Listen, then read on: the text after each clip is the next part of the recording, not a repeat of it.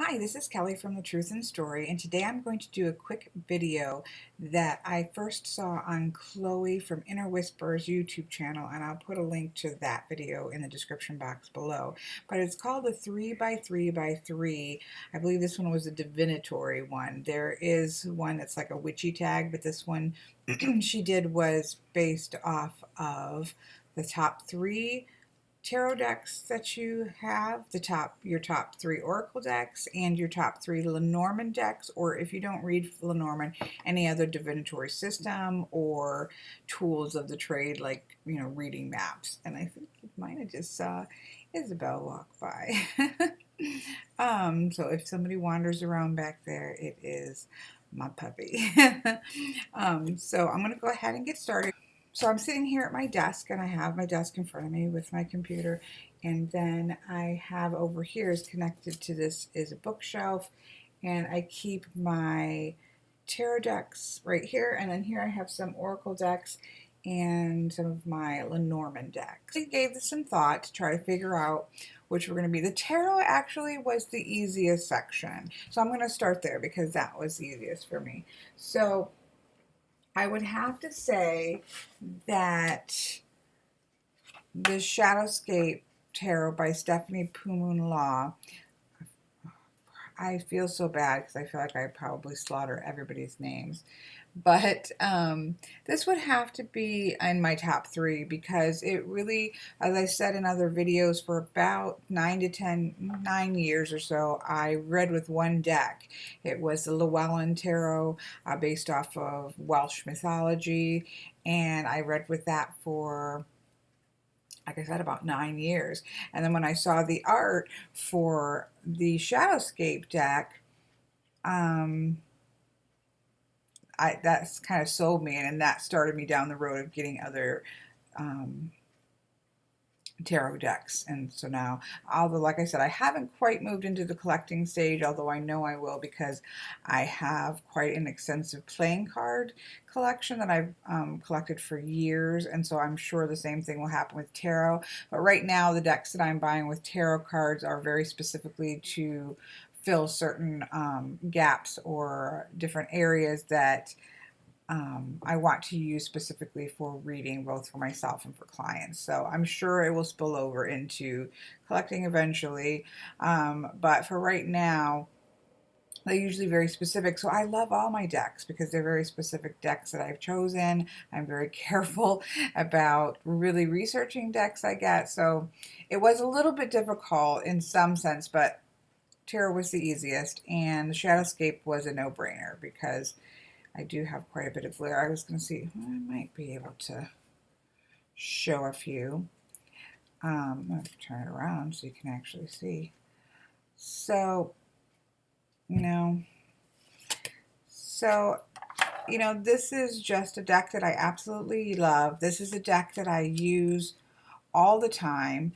This is both for myself and for clients. Some people I've heard have said that it was, that it could be maybe too soft of a deck.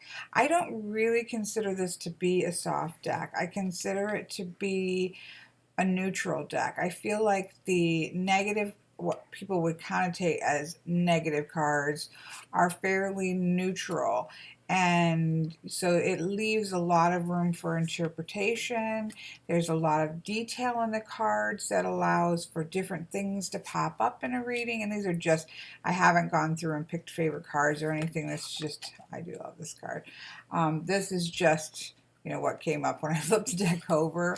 But I do absolutely love this deck. I read with it quite a lot, and so it definitely had to be, it definitely had to be in my top three of my tarot decks. So this is the Shadowscape. Here's the backing, which is beautiful. See, I'm not so great with this. It's easier with the regular camera. I'm trying to use the computer camera, and I haven't done this before. So that's the Shadowscape Tarot.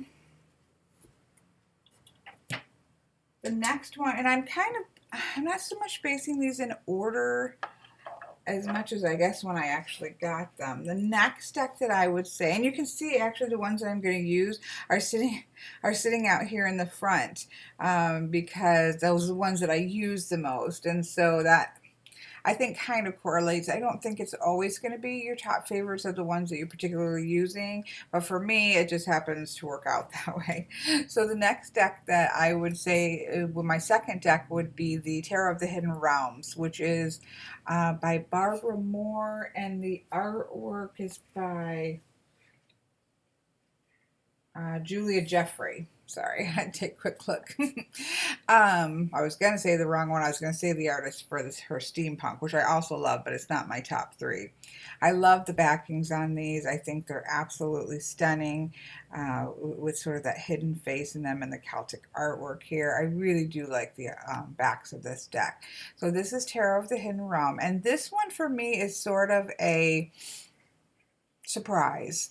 I really went back and forth about whether or not I was going to get this deck or not, because I tend to do decks more like the Shadowscape, where it's much more detailed, and these cards, as you can see even from this one, and it carries through with the other ones, are much more zoomed in on the faces. And I do have a review of this deck, which I'll put a link to in the description box below. But this is Tarot of the Hidden Realms, and I love, this is actually one of my favorite Three of Swords. This comes borderless except for the bottom here, which is a feature that I absolutely love about it. I didn't have to cut it down. So this is, the reason that I love this deck is that I feel like this comes really strongly from an internal seat of power. And I use this deck when anything to do with really deep emotional working, confidence building. It's just very good about recentering you or the person that I'm reading for. It has a very strong inner strength feel to it for me, and it reads that way. And so I tend to do love this card. But this is the Moon card, and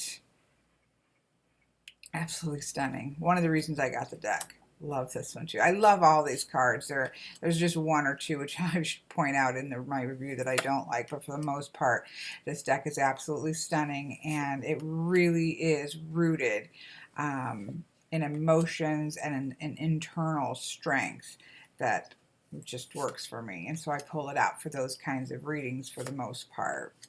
So this is my second pick, and this will be Tarot of the Hidden Realms. So that would be my second pick.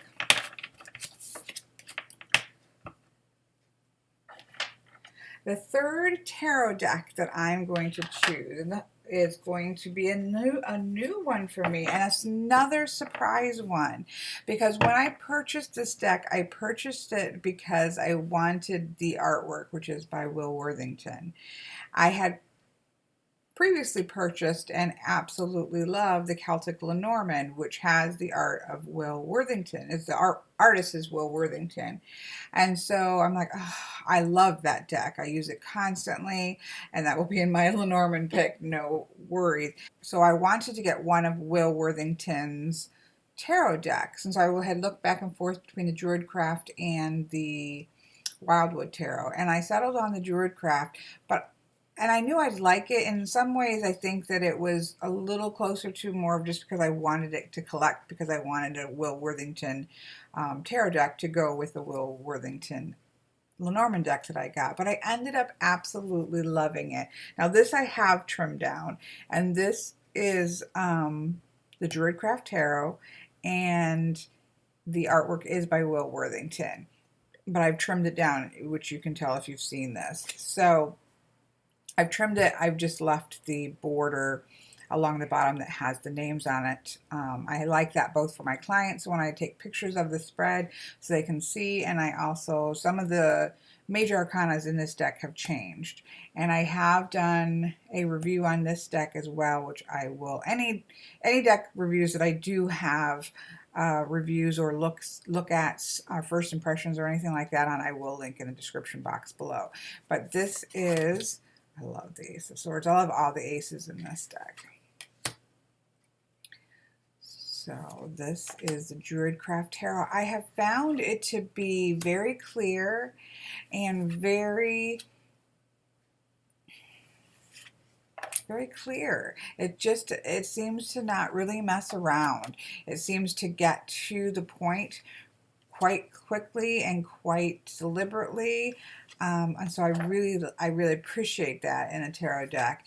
It's just beautiful, and it really is a surprise to me. I love this. Swords kind of make it or break it for me. Sorry about, I'm kind of watching the cards and then trying to look up, so I do really like this one. The colors are so rich and bold that it's beautiful. So while I got it initially to really work with my Celtic Lenormand deck, because a lot of times I pull tarot cards when I do Lenormand readings. And so I had originally purchased this to work with the Celtic Lenormand, which I do use, and I do offer a reading that uses actually 3 of which we'll see when we get to the Oracle. So I kind of thought that's just what I would use it for, but I've actually found it to be one of my go-to decks. Surprise, surprise. So this is So this is the Druidcraft Tarot, and that's my 3rd tarot. Now, I'm going to have my stones out of the way. I guess we'll go ahead and look at the Lenormand next, because they're right here. And some of them are right here. Some of them are in front of me. My absolute favorite Lenormand deck is, turn it upside down, is the Celtic Lenormand. And this is the guidebook, which truthfully, and my puppy chewed it. Sorry, Chloe. The guidebook is by Chloe McCracken and the artwork is by Will Worthington. And I think that the price of the deck is worth the book alone. I have a review of this up on my site, which again I will link to in the description box below. This is an absolutely stunning deck, and the guidebook is so thorough and so helpful. So here we have the backs, which are gorgeous. We have them right side up. So this is a Lenormand deck that is based on it is based on pagan themes. And it does come with quite a few different extra cards, which you can look at. I do go through all the cards in my review. But the artwork is stunning. And that one is upside down. The artwork is stunning. Rich colors again, very similar to the Druidcraft, which is again why I bought the Druidcraft, to work together with this and then end up just loving it and deciding to use it for more than this. I love this ship card actually. I'm gonna end up with. I don't use reversals in Lenormand. Apparently when I reshuffled these after my last reading, I mixed them up. So I use this deck a lot.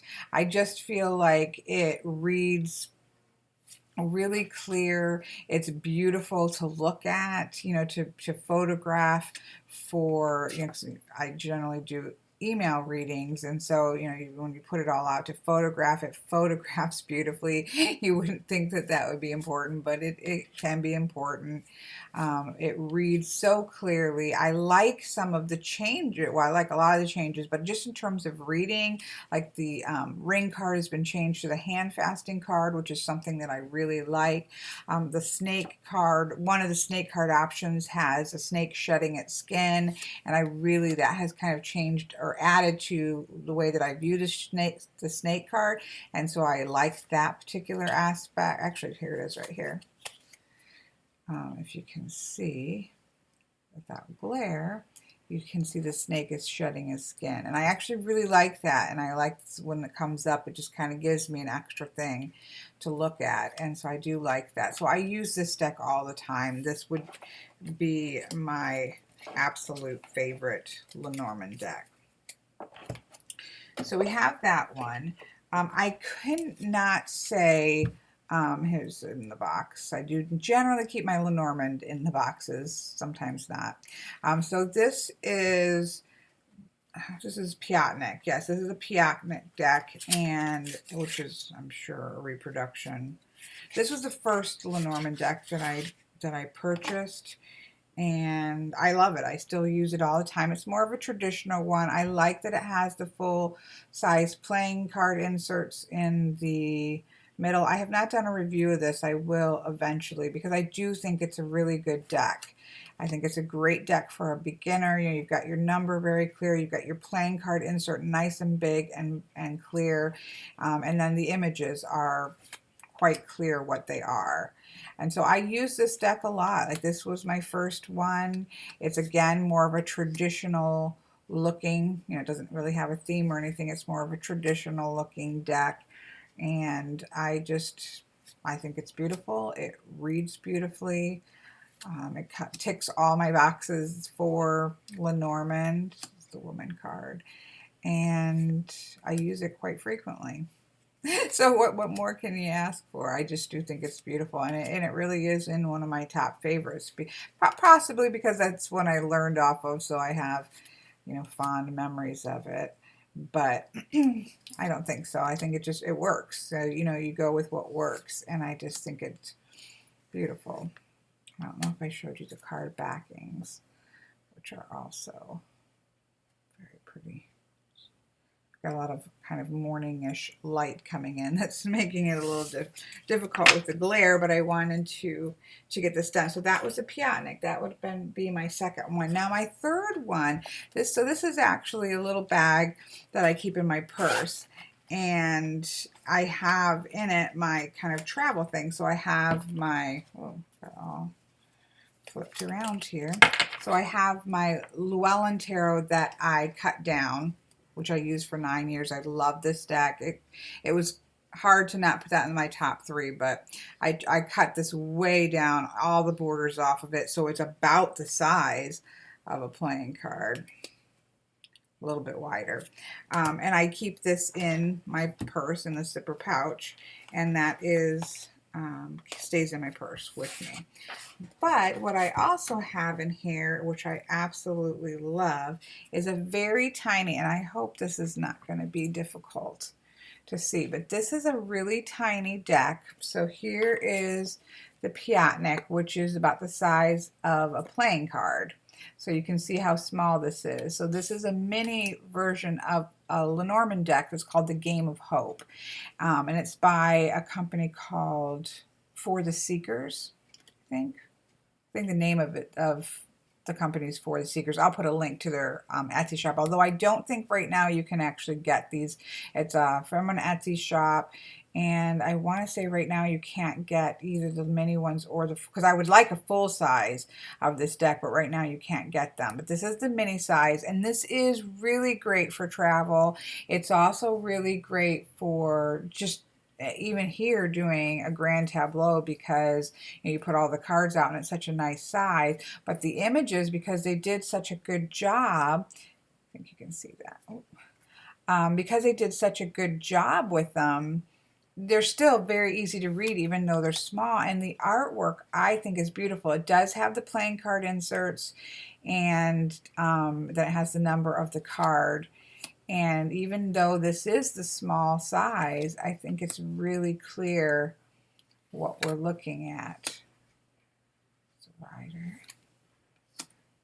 And it's beautiful. I think that the artwork is beautiful. I think it reads beautifully. Like I said, I really would like to get also a full, if it ever comes back up to be able to order on their Etsy shop, I will be purchasing the full size version. And I have a lot of clients who really like this particular deck as well. Seems to resonate with people, the images.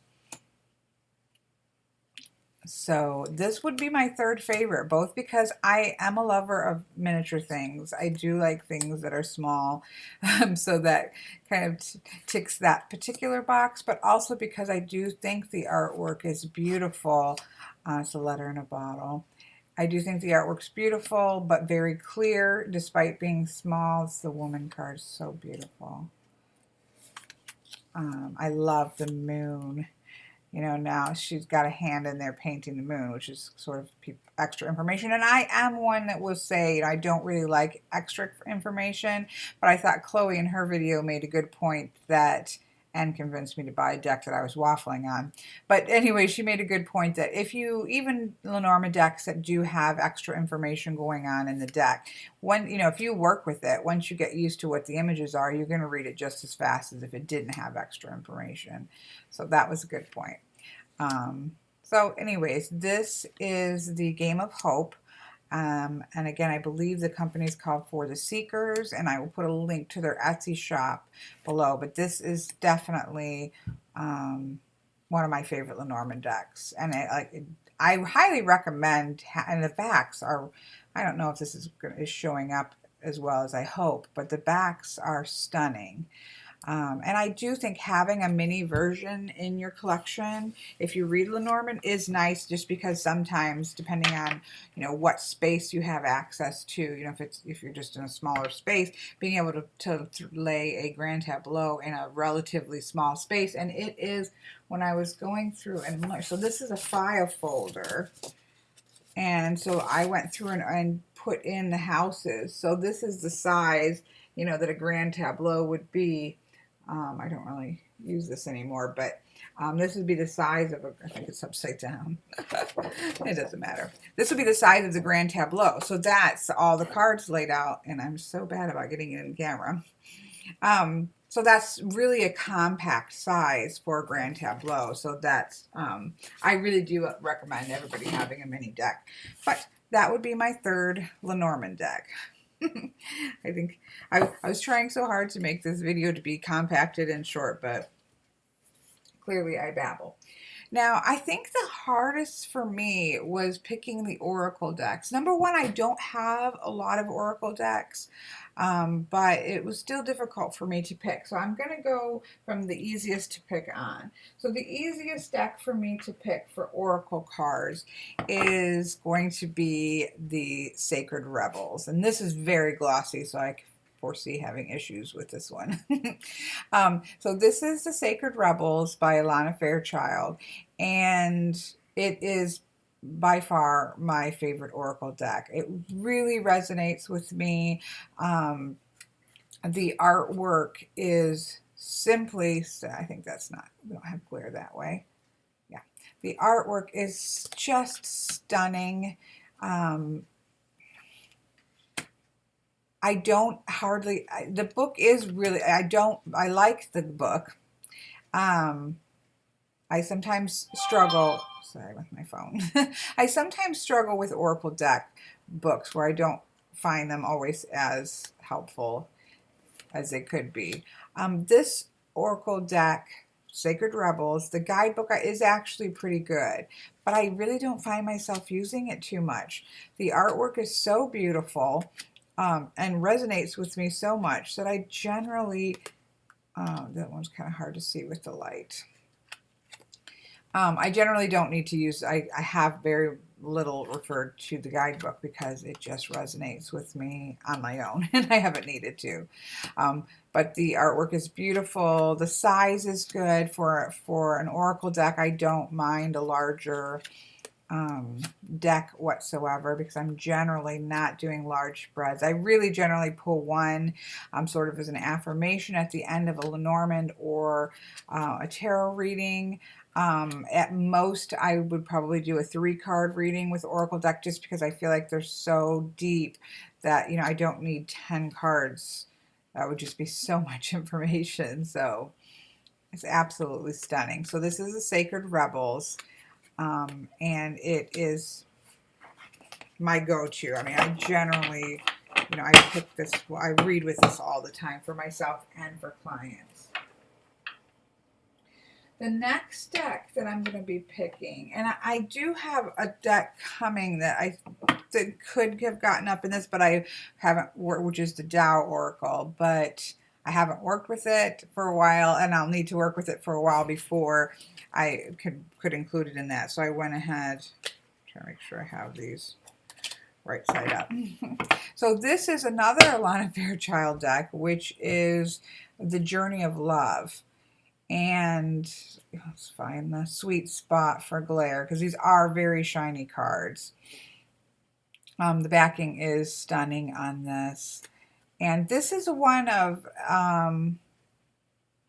this is one I'm not too fond of the guidebook. It's beautifully written. There's absolutely nothing wrong with it in general. It's just a little bit too cheerleadery for me. Like the Sacred Rebels, I think, touches on darker things a little bit more. Things that need healing, things that need resolving. So I really appreciate that. This deck is meant for something different. This is a very supportive deck. This is the journey of love, both with other people, but for me, feel much more as if this is sort of that a self-love deck, more very affirming, very much kind of putting the pieces of yourself back together. I love these. There's 4 or 5 of these very simple cards that they're stunning in a deck that's so rich otherwise. But the artwork on this is stunning. I did not trim this down. This comes like this with just the bottom, which is how I love this setup for all cards, and I try to mimic it.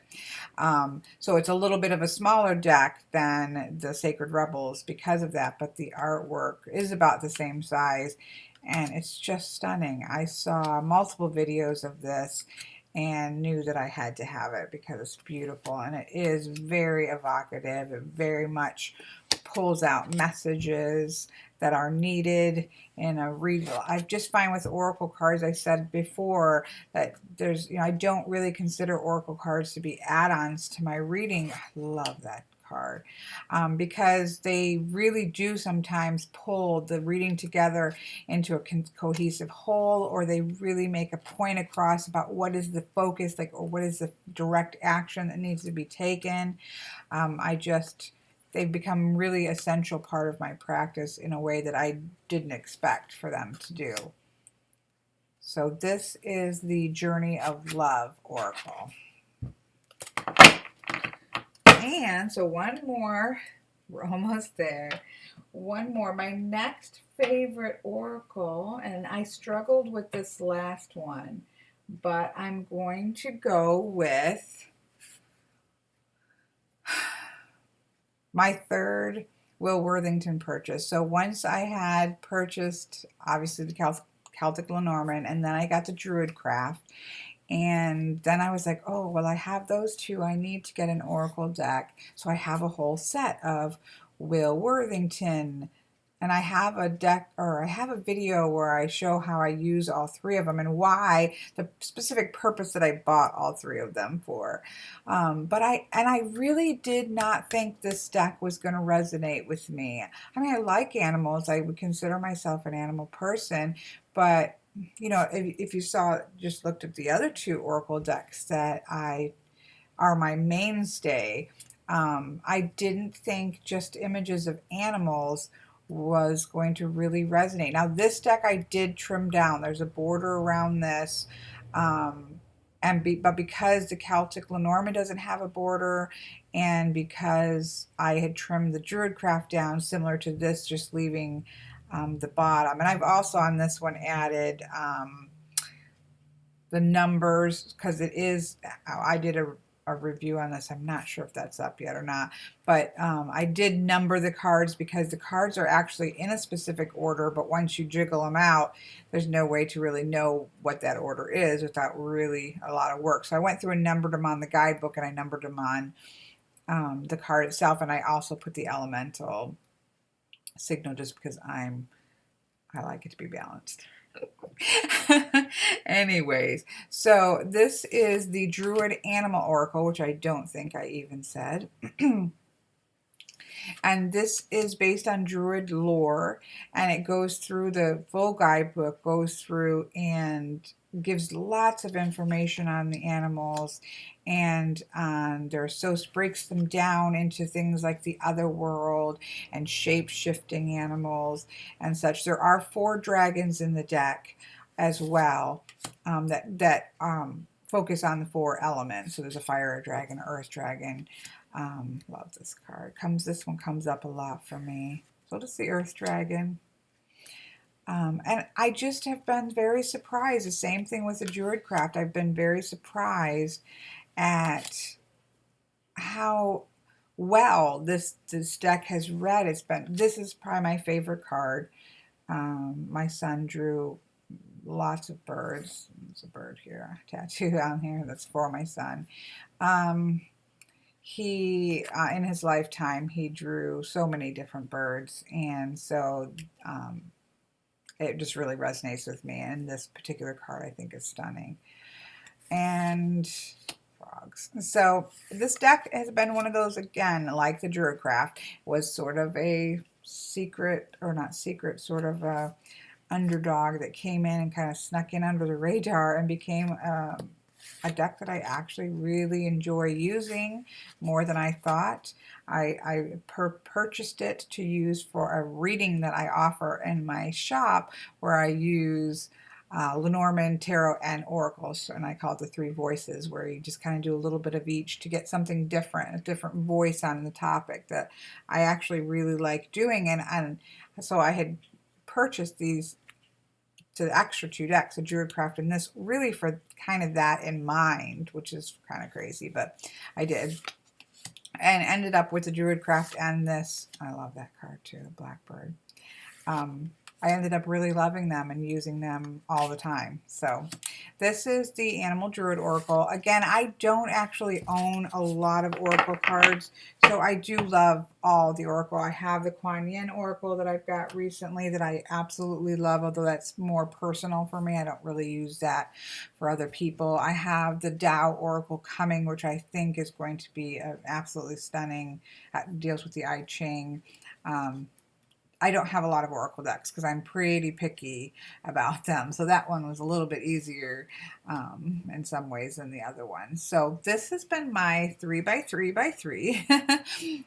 If you want to do this video, please do, or even just in the box below if you don't make videos, in the box, in the comment box, put your top 3 tarot, top 3 Oracle, top 3 Lenormand if you read Lenormand. If you don't, it can be, your favorite reading map, or, different kinds of divinatory tools like pendulums, anything else that you might use, but it's different kinds of decks that aren't particularly specifically Oracle decks or Lenormand decks or tarot decks. So go ahead and put those in the comment. I'll be really interested to see what people have to say.